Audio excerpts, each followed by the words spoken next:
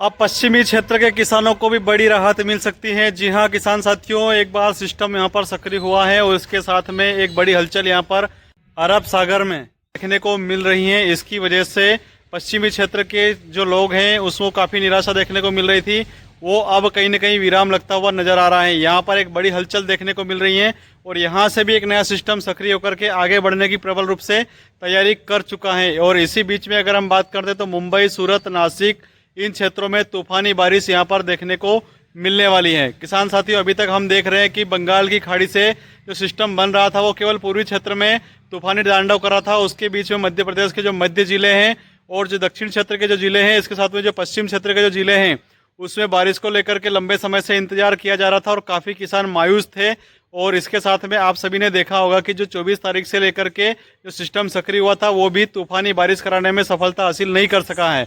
ऐसे में पिछले 2 दिनों से लगातार मध्य प्रदेश में केवल फुहारों की बारिश हो रही है।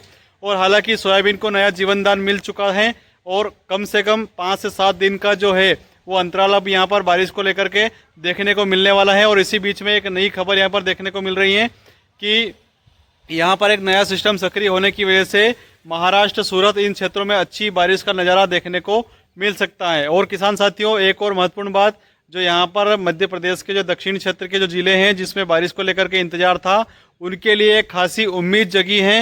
ये सिस्टम किस प्रकार से काम करेगा और खास करके 27 अगस्त को किन क्षेत्रों में बारिश का नज़ारा देखने को मिलेगा, वो जानकारी इस वीडियो के माध्यम से आज आपके लिए लेकर के आया हूँ। चलिए शुरुआत करते हैं। आगे मौसम किस प्रकार से रहने वाला और किन क्षेत्रों में अच्छी बारिश का नज़ारा देखने को मिल सकता है, उसके पहले आपसे आग्रह करना चाहूँगा। मैं हूँ आपका शुभचिंतक नानालाल बंबोरिया, और जहाँ आपको फॉलो का बटन दिखाई दे या जहाँ आपको सब्सक्राइब का बटन दिखाई दे, तुरंत दबा दीजिए। निश्चित तौर पर उससे आपको सबसे बड़ा लाभ होगा और इस प्रकार की मौसम की महत्वपूर्ण जानकारी आपकी मोबाइल की स्क्रीन पर सबसे पहले आ जाएगी। चलिए शुरुआत करते हैं। आगे मौसम किस प्रकार से अपना कर्तव्य दिखाने वाला है। तो किसान साथियों, 27 अगस्त की मौसम की अगर हम बात करते हैं तो यहाँ पर जो सिस्टम सक्रिय होकर के थोड़ी सी हलचल के साथ में आगे बढ़ता हुआ नजर आ रहा है। और इसी बीच में अगर हम बारिश की अगर बात करते हैं तो खास करके सागर, दमोह, कटनी, पन्ना, रीवा, सतना, शहडोल, सिंगरौली, अनूपपुर, मंडला, छिंदवाड़ा, बैतूल, नर्मदापुरम, भोपाल, विदिशा इन क्षेत्रों में यहाँ पर 27 अगस्त को भी बारिश का नज़ारा देखने को मिल सकता है। इसके अलावा मध्य प्रदेश के जो मध्य जिले हैं जिसमें अगर हम बात करें तो इंदौर, उज्जैन, धार, झाबुआ, अलीराजपुर, देपालपुर, मंडला, बालाघाट ऐसे क्षेत्र रहेंगे जहां पर सामान्य मौसम रहने वाला है, या यूं कहें कि हल्की बारिश का नज़ारा इन क्षेत्रों में देखने को मिल सकता है। किसान साथियों, जिस प्रकार से यहां पर 2 दिन पहले सिस्टम सक्रिय होकर के आगे बढ़ा था, निश्चित तौर पर अच्छी बारिश कराने में कारगर साबित नहीं हो सका। और जिस प्रकार से ये जो पूर्वी क्षेत्र में ही सिमट करके रह गया है कि ये आगे बढ़ते हुआ अपनी गति को कहीं ना कहीं परिवर्तित करता है, लेकिन जो यहाँ पर पश्चिमी क्षेत्र से जो तेज हवाएं चलती हैं वो निश्चित तौर पर उसको आगे बढ़ने नहीं देती हैं। लेकिन इसी बीच में सबसे बड़ी राहत की खबर ये है कि पश्चिमी क्षेत्र के जो अरब सागर में एक बड़ी हलचल देखने को मिल रही है और इसकी वजह से किसानों को आने वाले समय में अच्छी बारिश का नज़ारा देखने को मिल सकता है। किसान साथियों, ये सिस्टम आगे बढ़ कर के वर्तमान में सूरत, नासिक और महाराष्ट्र के जिलों में अच्छी बारिश करा सकता है। और ये किस प्रकार से मध्य प्रदेश में एंट्री करेगा, इस पर पैरी नज़र मेरी बनी हुई है। और जैसे ही मुझे कोई नया अपडेट मिलता है निश्चित तौर पर आपके बीच में खबर लेकर के आऊँगा। वर्तमान में 28 तारीख से कुछ समय के लिए मौसम खुल सकता है। हालांकि ये जो मौसम खुलने की जो खबर है ये मध्य प्रदेश के लिए है।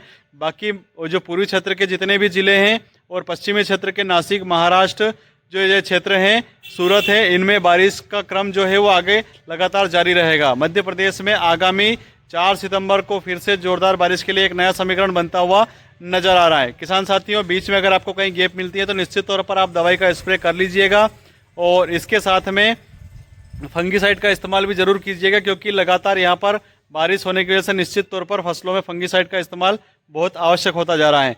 और एक और महत्वपूर्ण जानकारी आप सभी के लिए बता देना चाहता हूँ कि वर्तमान में जो हम लंबे समय से उम्मीद लगा करके बैठे हुए थे कि कुएं बावड़ियाँ भराएंगी, तालाब लबालब हो जाएंगे, उस पर अभी भी वर्तमान में संशय बना हुआ है। क्योंकि आप सभी ने देखा होगा पिछले 4 महीने से लगातार मैं आप सभी से कहता आया हूं कि मध्य प्रदेश और भारत देश में खंड वर्षा के प्रबल रूप से योग बने हुए हैं। और वही नज़ारा आप सभी ने देखा होगा केवल मध्य प्रदेश के या अपितु उत्तर प्रदेश, झारखंड और दिल्ली, इसके साथ में छत्तीसगढ़, इन क्षेत्रों में आपने पूर्वी क्षेत्र के सभी क्षेत्रों में तूफानी बारिश का नज़ारा देखा है।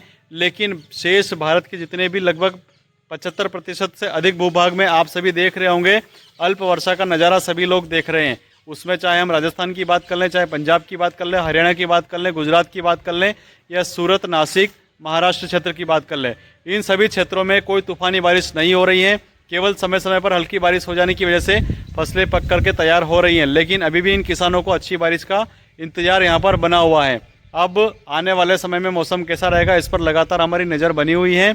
और जो सिस्टम यहाँ पर अभी जो तैयार हुआ है वो नासिक और महाराष्ट्र से आगे बढ़कर मध्य प्रदेश के किस जिले में प्रवेश करेगा या नहीं करेगा, हमें लाभ होगा या नहीं होगा, ये निश्चित तौर पर बहुत जल्द आपके बीच में पूरी रिपोर्ट लेकर के आऊँगा। इसी प्रकार की महत्वपूर्ण जानकारी देखने के लिए मेरे चैनल को सब्सक्राइब अवश्य कर लीजिएगा, ताकि ये जो महत्वपूर्ण जानकारी है ये आपके मोबाइल की स्क्रीन पर तुरंत आ जाए और आप सावधान हो सके, सतर्क हो सके। वीडियो को अधिक से अधिक शेयर जो अवश्य कीजिएगा, ताकि आपके साथ में सभी किसान इसका लाभ उठा सके। जय हिंद, जय भारत। आपका सुचिंतक Nanalal Bamboria, TV news reporter. जय हिंद, जय भारत।